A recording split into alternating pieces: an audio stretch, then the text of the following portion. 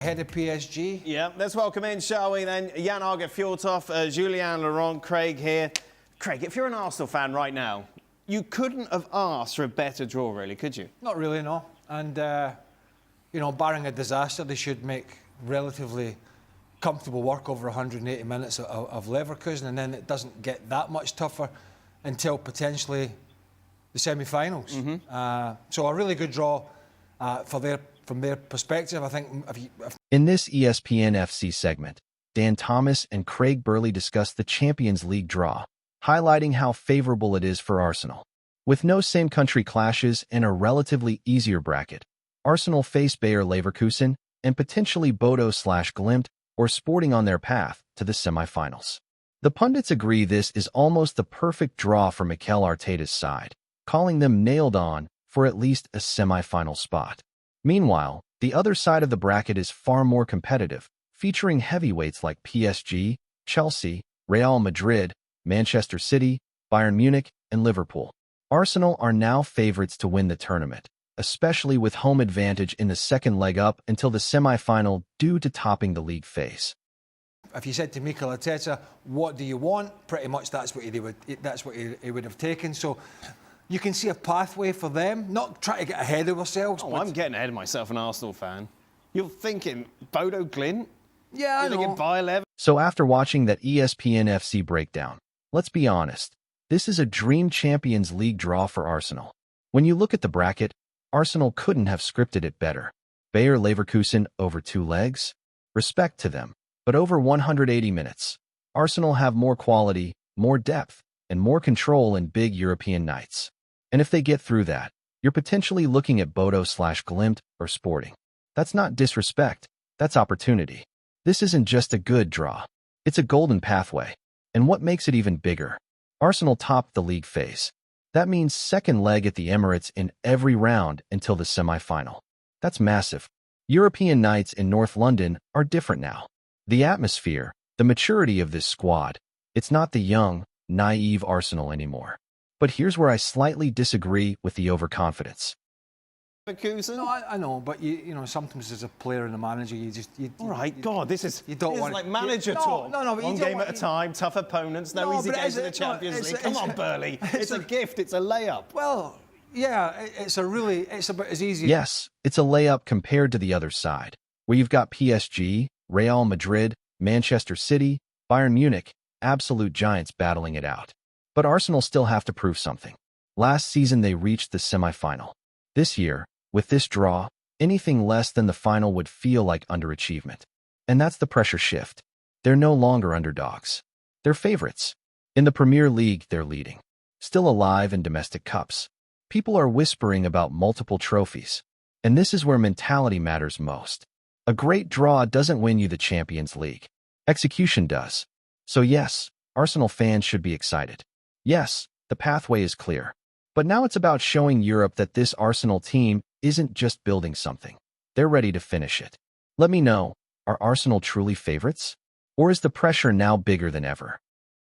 After their win against Benfica, just a reminder, they already played each other back earlier on this season, and you go back to last year, Real Madrid had the bragging rights over the 2 legs, and then the quarter-final, of course, that dramatic win on penalties. Manchester City with that 5-1 win back in 2023, and then really where it all started. In this segment, the panel reacts to the heavyweight clash between Manchester City and Real Madrid. While Arsenal's side of the bracket looks comfortable, the other half is brutally competitive. The discussion focuses on how repetitive the City versus Madrid matchup has become, with the two teams facing each other multiple times in recent seasons. Despite some fatigue around the fixture, it remains one of the biggest ties in European football, filled with star power like Mbappe and Haaland. However, the key concern raised is Manchester City's defensive vulnerability. While City may have more attacking options and better form going forward, their open, gung-ho defensive approach could be punished by Madrid's firepower. The panel agrees that whoever loses this tie, especially at the round of 16 stage, would face it as a disaster, given expectations on both clubs. Started in 2022 with that incredible win for Real Madrid. Jules, did I see you on the Gavin Jules podcast saying you wish this didn't take place? You're bored of these two? Yeah, we did a reaction of the draw with Oggy and Gab for YouTube. But I'm sorry. you're I mean, not. I'm Come all for on. the big games. I want. So while Arsenal are cruising on one side of the bracket, the other side is absolute chaos. Manchester City versus Real Madrid. Again, at this point, it feels like a Champions League tradition. Every single season, these two find each other. And yes, some fans are tired of it. But let's be honest, when the anthem plays and these two line up, nobody is bored. This is elite-level European football. But here's the difference this time. Both teams are vulnerable. Real Madrid, as always, have that Champions League aura. Mbappe, Vinicius, players who can punish you in seconds. They don't need control. They don't need dominance. They just need moments. And then there's Manchester City. Going forward? Incredible. Probably the most complete attacking unit in Europe. Depth, creativity, movement. They can overwhelm anyone. But defensively, that's where the concern is. We've seen City this season play too open, too aggressive, too confident that they can simply outscore opponents. And against most teams, that works. Against Real Madrid, that's dangerous. Wanted the big games. No, I want the big games, but not a game that we've had like a few months ago and last year and the year before and the year before and the year before as well. This is the only thing. I will be very excited like all of us, and this Haaland against Mbappe, Guardiola going back to Spain. There's a lot of great narratives, great stories, great match. Because Madrid thrive in chaos. If City approach this tie with that same gung-ho mentality at the back, Mbappe and Vinicius will destroy them on transition. And here's the real pressure. Whoever goes out at this stage, it's a disaster. For Real Madrid, getting knocked out in the round of 16 is unacceptable. For Pep Guardiola, especially if this could be his final European campaign with City, an early exit would raise serious questions. So this isn't just a big game. It's legacy defining. One side of the bracket is about opportunity. The other side? It's about survival. And that's why this time might actually decide who wins the entire Champions League. Let me know, does the winner of City versus Madrid become your favorite to lift the trophy? Or can someone like Arsenal capitalize while the Giants eliminate each other? But I think Bayern would beat, at the moment, or even come the time, I think Bayern, if they play well, would beat City or Real Madrid. Real Madrid have been terrible. I mean, Benfica outplayed them for long periods. Courtois was man of the match. If you looked at the... In this final part, the panel debates whether Manchester City can fix their defensive issues against Real Madrid and emphasizes that if they tighten up at the back, they should win over 2 legs. However, if they remain open, Mbappe could punish them. There's also discussion about Mbappe's injury and the hope he returns for the first leg. The focus then shifts to Bayern Munich and overall tournament trends. The panel questions whether current form in February truly defines who the favorites are, highlighting Bayern's defensive concerns and warning against assuming Arsenal are already in the semifinals. The key message is that form fluctuates, pressure builds in March, and no team, including Arsenal, can simply book their spot yet. XG in that game and all that sort of stuff. We see La Liga every weekend. A lot of teams outplay them. Yeah, they've got some results recently. Yeah, they went briefly to the top of the league, but they are not playing well. They are so heavily reliant on Kylian Mbappe, and since he's been out, Vinicius, who looks a little happier now Alonso's gone. But they're just not. So now the conversation shifts from hype to reality. Yes, Manchester City can beat Real Madrid, but only if they fix the basics defensively. That's the key. Because this Real Madrid side might not be vintage, they might not be dominating games, but give Mbappe one mistake, one loose ball, one transition moment, and it's over. City's problem isn't talent. It's control. If they stay compact and disciplined over 2 legs, they go through. If they play open and emotional, Madrid punish them. Simple. But here's where the bigger picture gets interesting. Form in February means nothing if you collapse in March. We're talking about trends now. Bayern Munich conceding more goals recently. Defensive instability. Injuries. Arsenal flying right now. But can they handle expectation? Because there's a difference between being a contender and being the favorite. Everyone is already penciling Arsenal into the semifinals. But football doesn't work like that. A well-oiled side. They struggle in the middle of the park. They struggle at the back. They've struggled in the full-back areas. You know, Carvajal's been in. got done by Victor Munoz in the Osasuna game for pace time and time again. Trent Alexander comes in the midweek and gets roasted by the Norwegian winger every time. Arsenal's biggest opponent might not be Leverkusen, it might be Arsenal. Handling pressure. Handling being expected to win. That's a different psychological test. And then look at Real Madrid, not playing great football. Midfield unbalanced. Fullbacks exposed. Over-reliant on Mbappe. If he's not fit, that changes everything. Bayern, quietly watching all this chaos. And honestly, if Bayern hit top form at the right time, they could beat either City or Madrid. Because knockout football is about momentum. That's the real message here. Stop judging everything based on today's form. March and April decide legacies. So yes, Arsenal have the easier path. Yes, City versus Madrid is explosive. Yes, Bayern are lurking. But this Champions League is wide open. And the team that handles pressure, adapts defensively, and peaks at the right time, that's the one lifting the trophy. Now tell me, are we overhyping Arsenal too early? Or is this finally their year? Soccer ball fire. I wish it was as simple as that, Dan, but even last season they already had played better. From January, that game against Manchester City that we quite often take as reference for the turning point in the season, that was early January. I think it was January 9th or 10th. So now we end of February and they haven't showed any of that kind of form. They've got still big. This segment shifts focus to the heavyweight clash between PSG and Chelsea.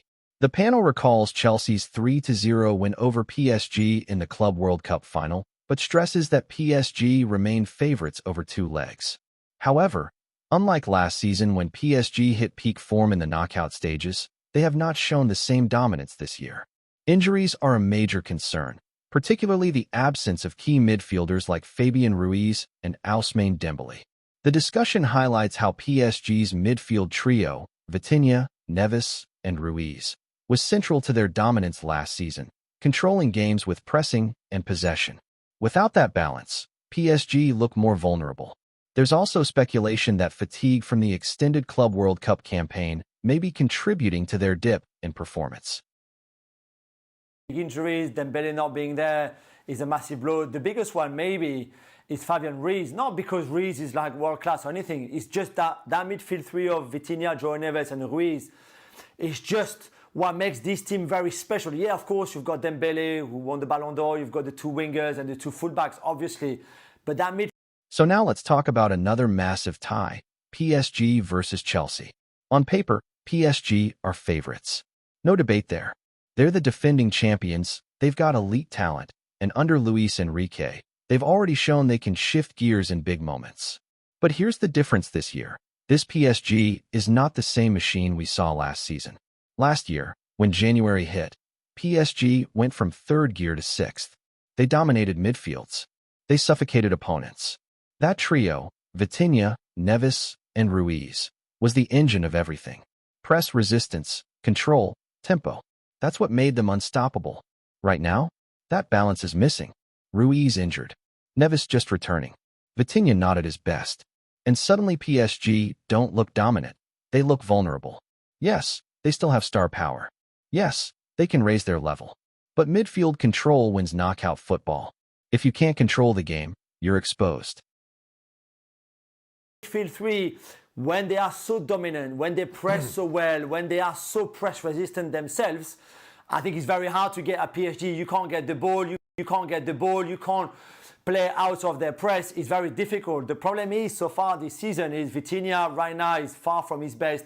Neves is just coming back from an injury, and Ruiz has been out now for... Now let's talk about Chelsea. They already beat PSG 3-0 in the Club World Cup final. That memory matters. Confidence matters. Even if PSG weren't at their best that night, Chelsea proved they can compete physically and tactically. Are Chelsea favorites? No. But do they have a chance? Absolutely. And here's another factor nobody wants to say loudly, fatigue.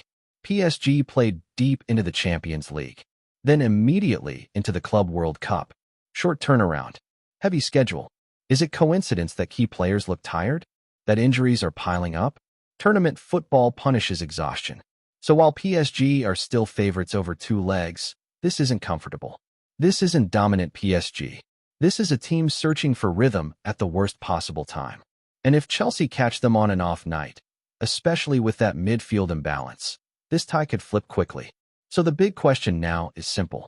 Are PSG about to hit that knockout switch again? Or has the workload finally caught up with them? Soccer ball fire. See. What is Liverpool excuse? Did they play in the Club World Cup? They've just, No, they've just been bad. Please have a bit of respect for the world champion, Yes. Chelsea. I Yeah. mean, they're playing PSG. No, I think that PSG will do this. Oh. I don't think. I don't think they will do that. You asked me for my favorite. I thought you will have a. In this segment, the panel first addresses PSG's fitness and congested schedule following the Champions League final, Nations League, Club World Cup, and European Super Cup, highlighting how player fatigue and injuries impact performance. Despite these challenges, PSG are still seen as favorites over Chelsea, though the tie could be competitive if Chelsea performs like they did in previous big games. The discussion then shifts to Newcastle versus Barcelona. While Newcastle have tactical options to exploit Barcelona's high defensive line, injuries to key midfielders, Jimenez, Tonali, and others, reduce their overall strength. Barcelona's attacking depth, including players like Pedri, Lewandowski, and Rafa Silva, is seen as decisive over two legs, making them favorites, though the tie is expected to be closely contested. serious answer on that. So I still you think said don't rule Chelsea out. Okay. Yeah. Oh. Elsewhere, Newcastle take on Barcelona. Again, two teams who have met recently. They, of course, played in the Champions League group stages. Barca went to St James's, won by 2-1. Let's have a look how the bookies have this one set. Now let's move from PSG to another fascinating tie, Chelsea versus PSG, and then Newcastle versus Barcelona. First, PSG. On paper, they're favorites, no question. But look at the reality. These players are exhausted. Club World Cup, international breaks, European Super Cup, all packed into months with minimal recovery. Injuries pile up, fitness dips, intensity drops. And we know how much this PSG team relies on pressing, running, and dominating the midfield. Without that, even a team like Chelsea can cause trouble. Chelsea may not be favorites, but let's not underestimate them. They've already beaten PSG in the Club World Cup. Big games bring out the best in some sides. If Chelsea hits form over two legs, especially with PSG still missing key players like Ruiz and Dembele, this could be far from straightforward. Then we look at Newcastle versus Barcelona. Newcastle can exploit Barcelona's high line with pace, using players like Gordon to run in behind. Oh, we don't have the odds. I tell you what, Newcastle are definitely long. I would bet Newcastle in this game. Over two legs. I'll have that bet with you. No, well, I don't want to bet with you because you want to just give me evens. I want proper odds on it. No, because I think De Jong being out is massive. I think Barcelona defensively are a shambles. But injuries in their midfield, Jimenez, Tonali, and others, weaken their engine room. Barcelona's attacking quality is still superior. Pedri, Lewandowski, and Rafa Silva provide creativity and control. Over two legs, the depth and class of Barcelona likely prevail, even if Newcastle pushes hard at St. James Park. The big takeaway from both ties? Experience, squad depth, and timing matter more than hype. Fatigue and injuries can tilt a knockout tie in the underdog's favor, but over 180 minutes, quality usually wins. So yes, Chelsea and Newcastle can create surprises, but PSG and Barcelona still have the tools, the history, and the stars to see them through.